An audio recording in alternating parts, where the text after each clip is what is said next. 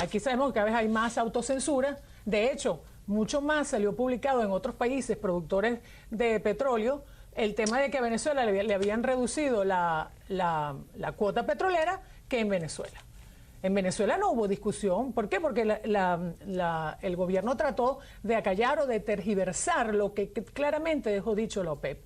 Le reducimos la cuota a Venezuela, a Irán y a Indonesia porque queremos aumentar la producción petrolera y estos países han demostrado que no pueden seguir subiendo. Entonces mi punto, Miguel Ángel, es el siguiente.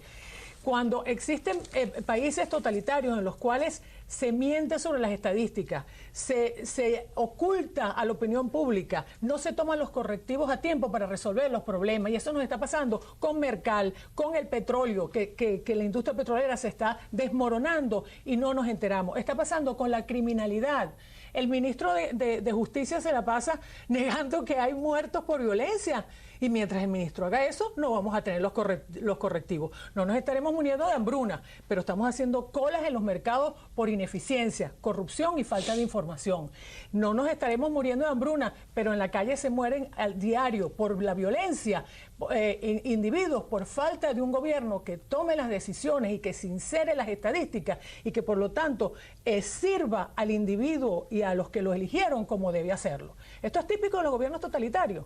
Y lo que nos están tratando de imponer con esta supuesta nueva constitución, porque no es una reforma, es precisamente un Estado que invada aún más los derechos individuales y por lo tanto regresar en la historia a la época en la cual el Estado era omnipotente y entonces hacer mutis por el forro y un poco como olvidarse de que el mundo ha ido evolucionando precisamente hacia un sistema de derechos humanos en los cuales se garantice que el Estado no abuse de los derechos del individuo.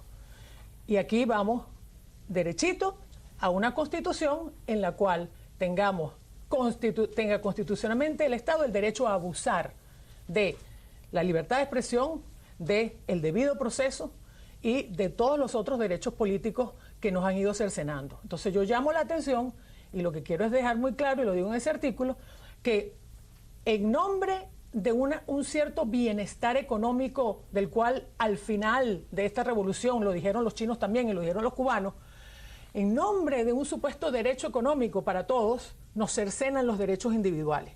Pero lo que dice la historia, y es lo que yo digo en ese artículo, que no existe bienestar económico cuando se cercenan los derechos individuales. No existe. Y la muestra es que no ha existido una hambruna en ningún país donde exista libertad, respeto a los derechos individuales y una prensa libre. Bien, inusual en este programa donde solemos interrumpir tanto a los invitados, nos hemos callado escuchando con atención la explicación, pero tenemos otra parte de conversación. Vamos a someter a varias preguntas toda esa tesis que arguye la profesora Ana Julia Jatar, pero les quedó clarísimo.